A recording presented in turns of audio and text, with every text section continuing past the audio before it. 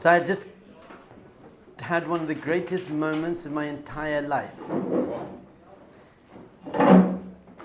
I have a little courtyard in my house. It's a very little one, and in the courtyard I have a lemon tree. No, my lemon tree. It's a very little lemon tree in a pot, but it made 21 big juicy lemons. And amazing. And I just freak out about life in general, but the fact that you can get a seed, put it in mud, and then just with a bit of water and sunlight, it turns into a big piece of wood, and then out of that wood comes lemons. That's mamish amazing. That's a miracle. This is Purim Torah, by the way. This is like, everything's a miracle. So, what even better than the fact that the tree produced lemons is that we have mitzvahs from the Torah for fruit that grows in Eretz Israel. You have to take trumat and maisarot, trumas and maisas. And these are from the Torah mitzvahs, and this is what people were doing, and they're still doing today, but you can imagine back in the days, 2,500 years ago, the farmer in his field, he was take his produce, and he takes off special gifts for the Kohanim, and the Leviim, and there are brachas you make, and everything in there, and I got very excited, because how many times in your life do you get to do that? How many of you are ever going to really take trumas and maasas for your own group? You got to own a house, basically, own property in Eretz Israel, have fruit growing there, and then you can do this amazing, like once in a lifetime mitzvah. That's mind blowing. So then I studied it. I read, this is what I got to do, and the brachas I got to make, and then I had to work out if I have to take Maisa Sheni or Maisa Aini. On the first and second year after Shemitah, it's Maisa Sheni. On the third year, it's Maisa Ani. You have to give to the poor people. On the fourth and fifth, Sheni. On the sixth, Aini. You go like that. So I had to work it out. When was Shemitah? Tafshin Pei Bet. Now, Shemitah there, and then I was like, hold on, but they actually finished growing really before Tu B'Shvat. So I went next door, and there's a kind of kollel sometimes next door. Some of the people I daven with in the morning, and everyone got into it, and they were like looking up all the halachas, and we're like, okay, it's Maisa Sheni. I went home, I'd picked these amazing big juicy lemons and put them in baskets. My kids were running around like, Bikurim, we go to the temple. And I said, right, I'm going to make the bracha. And the kavana before, L'shem yichud kudshei brichos chedeh, I'm about to do an amazing mitzvah. And then I cut a half a lemon, put it aside, and I said the bracha. A bracha, well, thank God, because of this tree, I'm probably going to get to say it often now, but people don't get to say bracha, Baruch Atah Hashem Elokeinu melech haolam. And I was so excited to get to make this bracha that you very rarely get to make. And I made the bracha, and then I said the different things you have to say, and then I made another bracha, and then I read, and it said, you need to give the Maisa Rishon, a little portion of your fruit, you need to give it to a Levi. And next door was this kollel, and one of my close friends, I daven with him every morning, amazing chazan, and he's kind of the Rav there, he's a Levi. And I was like, oh my goodness. I'm about to give Maisa Rishon to a Levi. That is, I'm basically going to get a little piece of lemon and give it to an actual Levi.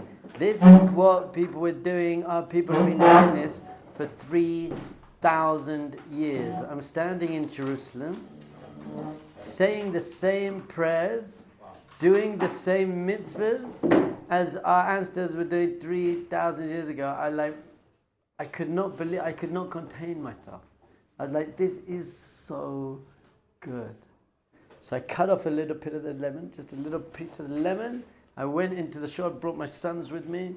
I walked into the shul, I went up to Rav Pinchas Levi and said, Pinchas, I've come to give you the Maisa Rishon. And they were like, oh man, I don't know if he's ever received Maisa Rishon before. I don't know if he ever. And I was so excited, and I've been on a high ever since. I can't stop. I'm freaking out because I gave a little piece of lemon to my friend. So then I thought of this. If you had a choice, you could only do one or the other.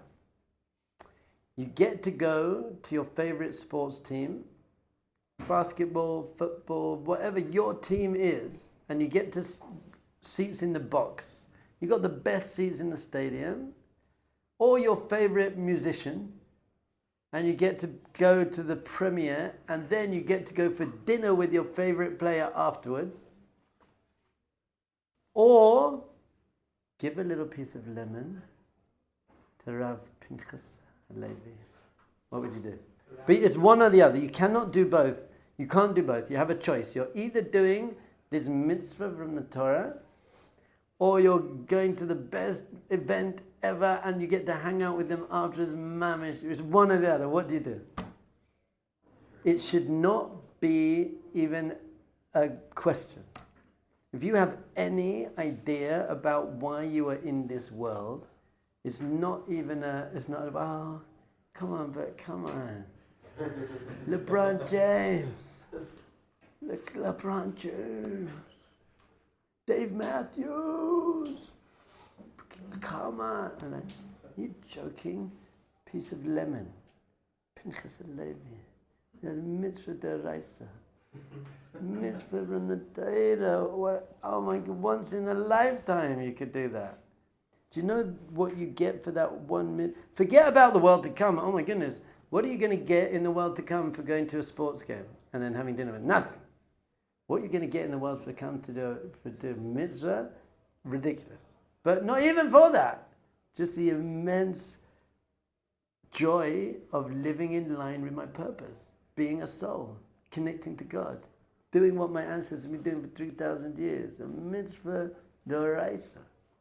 This is how you need to approach life. You have to get clarity on life. And I've had this rant a lot before, so I'm not going to do it now. But some people say, I'm not going to eat bread because if I eat bread, I'll have to bench.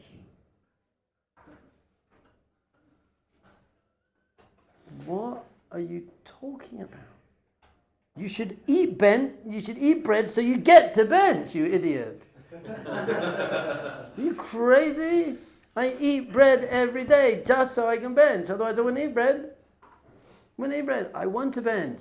Benching is the purpose of life, not the purpose of life. Mitzvahs are the things that connect you to the purpose of life. Your soul, when you do a mitzvah, your soul is freaking out. It's getting so excited. Your soul is like buzzing. Your soul's moment is buzzing. Now, the more your soul is buzzing, the more conscious you become and spiritually connected you are, the more you just have a good life.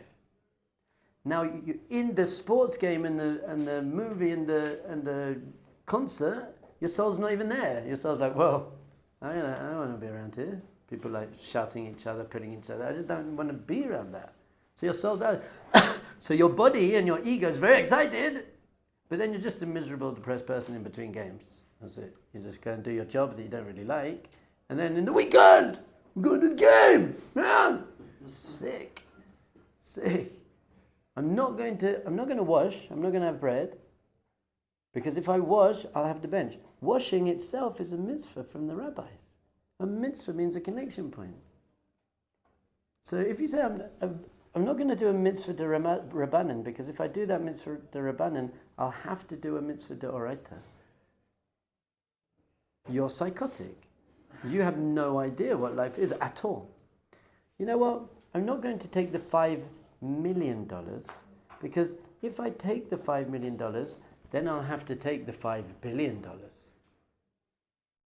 If someone said that to you, you'd look at them like I look at you if you say, I'm not going to watch Gangan. You'd be like, no, please, no. Don't give me the $5 million, because then I'll have to have the $5 billion. You idiot. And do you know how long it takes to bench? 3 minutes. You watch replays of your team's slam dunk for 3 minutes. You can't just talk to God for 3 minutes. Baruch Atah Hashem. Thank you for the beautiful land, the beautiful life I have, the food. You can't do that? No, too busy. What are you busy doing? You're busy on TikTok? What are you doing? It's like weird. It's just weird. I just find it weird. And what do you get upset about? Once, about 5 years ago, after Havdalah, you have a wine. And then after you drink, you say an after blessing. And I got distracted and I was doing stuff. And then by the time I remembered, I was like, I forgot to do the after bracha. And I was so like broken. Oh no, I forgot to do it. No, then I didn't get depressed and beat myself up. I got over it. But I was broken for a good 30 seconds. I was like, what do you get upset about? You get upset about if your team loses. Or if you don't have a schnitzel. Whatever you get upset about. It's so weird. You should get upset about, I missed that amazing opportunity to say a bracha. And then I got very, very happy that I was upset that I forgot to make the bracha. I was happy. I was like, Baruch Hashem, finally I'm being upset about things that are worth being upset about. Whereas before I was getting upset about stupid things. The girl said that, did that. It's not going. Things aren't going my way. To get upset about the right things, you should feel, Baruch Hashem, finally I'm upset about what I should be upset about. And finally I'm excited about what I should be excited about. That's amazing. That's got to be your perspective on life.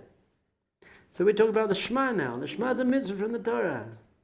You get to say it. You should have immense simcha. That Arizal, basically the main Kabbalist, said all of his levels of Kabbalistic mastery and was all from simcha shel mitzvah. The amount of joy he had just to be able to do a mitzvah. I'm so excited that I get to do this mitzvah. But people are like trying to get out of doing a mitzvah. How can I get out of it? Crazy. This is why tzitzit is the best mitzvah. Because tzitzit, you don't have to wear a four-cornered garment. So if you're not wearing a four-cornered garment, you don't have to wear tzitzit. So, okay, I just won't wear a four-cornered garment. I'm pata, I don't have to do the mitzvah. But Judaism is saying the opposite. I'm davka going to put myself in a situation where I have to do the mitzvah. It's the opposite. It's not I'm going to get out of doing a mitzvah. I'm going to get into doing a mitzvah. And tzitzit is a mitzvah every 4 seconds. You're like...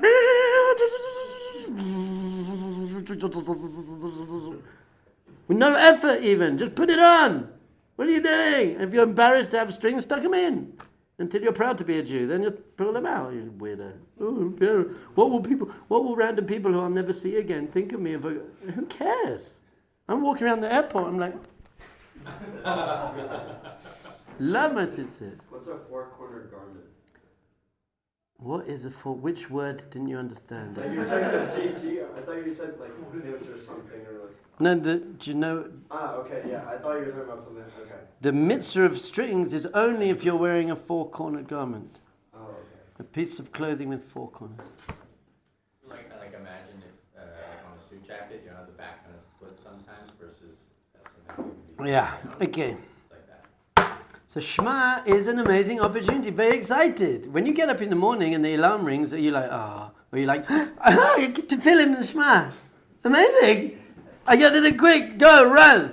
Where can I get where am I to fill it? There they are. Go. But, Baruch Atah Hashem.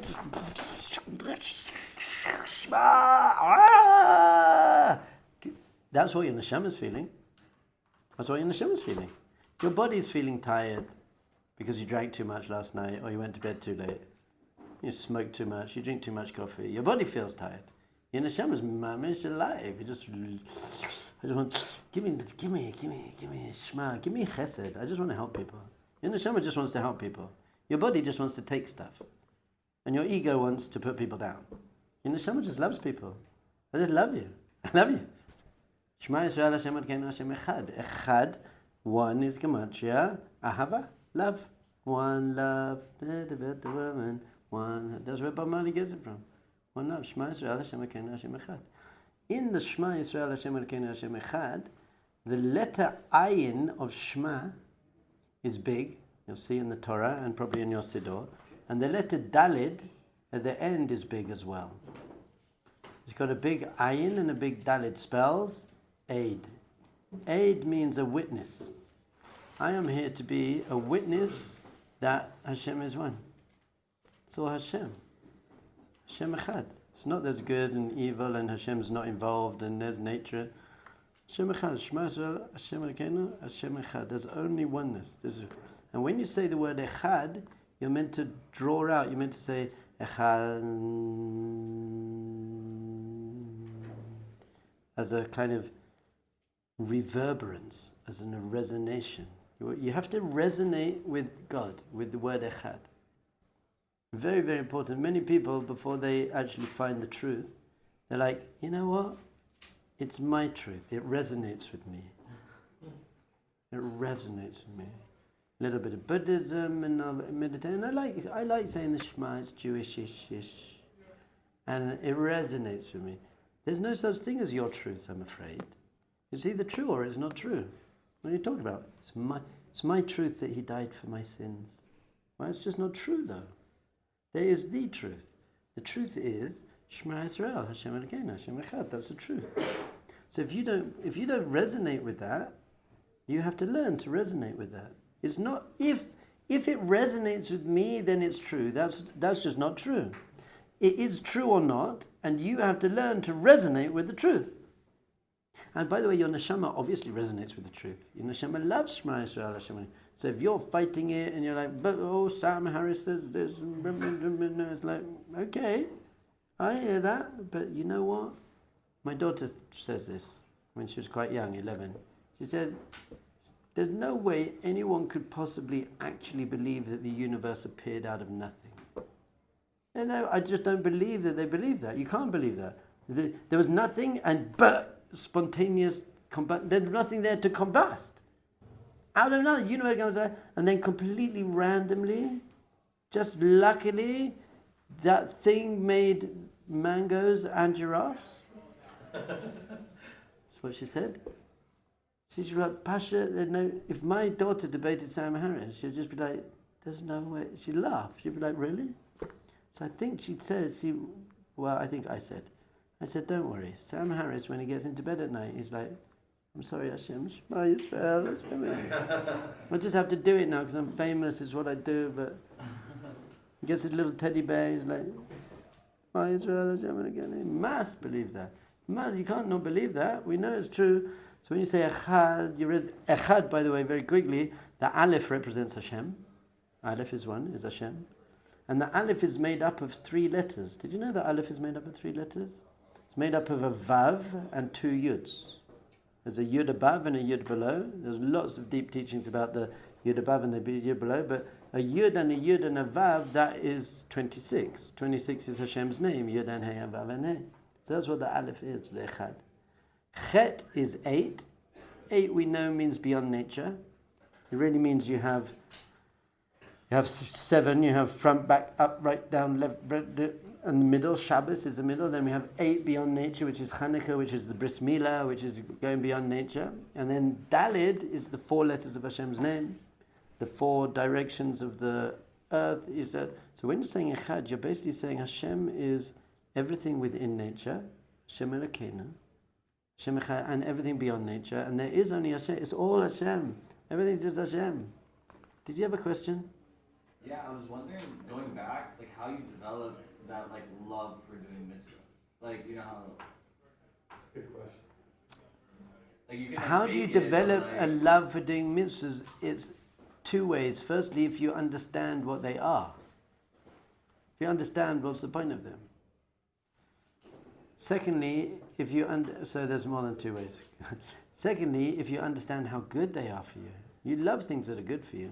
So if you really understood how good, not just spiritually, but psychologically, to give you grounding, to give you mindfulness. Every day I've got this thing that's going to plug me back in. I've got my tefillin. I'm going to say Shema every day. Psychologically, it's also I'm solidifying and integrating my belief. Because if you know that Shema Yisrael, Hashem Elokeinu, Hashem Echad, there's only Hashem, then you don't get upset so easily, and you don't get jealous, and you don't get angry. It actually just refines you as a human being. So if you can see the immense psychological and spiritual benefit a mitzvah has, then of course you want to invest in that. It gives you immense pleasure. Why do you want everything you want in life? Because it gives you pleasure. You want what you want. So watching basketball gives you more pleasure than putting on tefillin. But if you could understand the immense spiritual and psychological pleasure of putting on tefillin, then you'd want it more. You want things that give you pleasure. So to tap into that pleasure. But the real main answer is relationship with Hashem. Once you understand that the whole purpose of life is relationship with Hashem, and playing video games doesn't give you a relationship with Hashem, whereas putting on tefillin does, then it's like, I wanted that, what an amazing opportunity. And the final reason is, you don't have to create a desire for mitzvahs. Your neshama wants mitzvahs. You just have to reveal your neshama. Once you're living more in line with your spiritual essence, then that's what you're chasing, because your neshama has no interest in screens and food, and so it just doesn't care about that. But your body does. So the more you identify as your animalistic, selfish body, the more you chase those pleasures. The more you identify as a soul, you're just actually not interested in those pleasures anymore. It's just like firstly they're taking me away from general health and emotional health. Don't think that the secular American world are healthy, happy people. It just doesn't work. But you look around the yeshiva and all these rabbis, they're healthy, happy people with good values and amazing families with passion, and they're doing stuff in the world. And amazing. So that system doesn't even work. So the less you identify as your animalistic, egotistical body nature, and the more you identify as a soul, then it's just natural. You're revealing it. You're not creating it. You're revealing, that's what my soul wants. My soul just wants to do mitzvahs. A step in that direction is to actually limit those other pleasures. So it means I don't not want them. I still want all those things, but I'm not going to invest in them, because the more I invest in those pleasures, the stronger the drive for them becomes. It's not like, I'll just smoke one more cigarette, and then I won't want cigarettes anymore. That's not true. The more you invest in those things, the more you power up the desire for them. So it's a level of saying, I'm not going to watch that anymore, and I'm not going to overeat anymore, and I'm going to stop smoking. I'm going to start going to the gym. So the more you still really want them, because I said the highest level is when you're connected to your soul, you don't want them. But that's not practical. Practical is, I still want them, but I'm not going to indulge in them. And after a while, that weakens them, and then that opens you up to being able to indulge in giving a piece of lemon to Rav Pinchas Levi. I was like, this is great. I was like, I felt like I had a bar of gold in my hand. I was like, this is my Sarisha. This little piece of lemon was let it grow. I couldn't believe it. I was like, when someone like wins the US Open, they're just like, I felt like that. I was like, lemon. Pinchas Levi gave him the lemon. Amazing moment. So that's how you do it, basically. So after we say Shema Yisrael Hashem Elokeinu Hashem Echad, it takes time. I'm older than you. But as soon as I worked out the truth, I was like, I'm doing it. Lots of people come, they kind of know it's true, especially you look Sephardi, so you know it's true. You don't even worry. You have more emunah than me. Whatever. But then to live with the truth is hard. Why? Because you've got a big body, ego, desire, and your whole society just says that you have to have a big house and marry a 12-year-old mashadi girl, and that's it. You know what that's all about. But you want to start tapping into the truth, and it's hard. That's hard. Because then your friends will be like, come on man, you used to be so cool, and you had the bling, and you did this, and the that. So very hard. Your ego is very sucked into that false world that isn't going to create happiness. It just doesn't work. So you have to slowly pull yourself away. But how do you do that? Shema every morning, Shema every night, tefillin every morning. That's exactly what it's doing. Little things. Don't take a lot of effort to put on tefillin. It really doesn't. And to say the Shema, and to sit and no effort, to say a bracha before you eat. And those little drips of I'm committed, I'm invested, over time, that and the prishut and the holding back from indulging in those desires that aren't helping you, together those create a whole new life, a whole new perspective. And then you get free. What happens at some point, you're like, I'm free, I'm done. I actually don't care about the sports results anymore. I just don't care. I actually don't care. I don't know the names of the team. And that there was one, who was the famous Gadol? Like Rav Steinman? I always say, if I don't know who it is, I always just say Rav Steinman. But he grew up he grew up modern Orthodox, very into the Knicks, whatever team, a sports team. And then very young, he became a Gadol in Torah, like Haredi. He was like a Gadol, beard, black hat, Talmud Hacham, knew everything. One day when he was about 85, he held a Sudat Hodaya, a meal of Thanksgiving. And people were like, what happened? He didn't have a kid. What's his own? And he said that last night he found out that the Knicks won, and but he didn't care at all. And he said, I haven't watched the Knicks match for 60 years. I haven't watched one match. I don't know any person's name. I don't know anything about them. I haven't seen anything. But if I heard someone saying that we won, there was something in my heart that was like, said. He was a gadol ador, but it was so ingrained into him. And it's so meaningless. People running around throwing a ball. He said, last night I heard we won. Or we even say we. Why'd you say we? You didn't win. You sat on the couch drinking beer, you loser. I hate it when people say, we won! And then put other people down. Your team, you didn't do anything. You're a fat loser sitting on the couch drinking beer. You're such a loser. We won. At least play sport. I get that. Play sport. But he said, finally, it was like untrenched from within my psyche. So you got to take these little slow moments. Don't have time. I don't want to go on with this more. But we then say, Baruch Shem Kavod. I'm not going to rush it. We'll do it tomorrow. Okay, fine. But basically, our takeaway from today is: what are you investing in? What are you excited about? What are you upset about? And then live your life in line with your soul, in line with your truth. Shema Yisrael, Hashem Elokeinu, Hashem Echad. Shema Yisrael. That's it. There's nothing else. There's Shema and Shabbos. You're here for Shabbos. That is your life. So you got to be excited for Shabbos. Yeah, but on Shabbos I can't use money, and I can't drive my car, and I can't be on my screens, and I can't do it.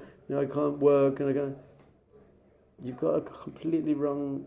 You're just not living in the world. You're not living in reality. And you think it's the opposite. People say to you, don't go to yeshiva, you've got to live in the real world.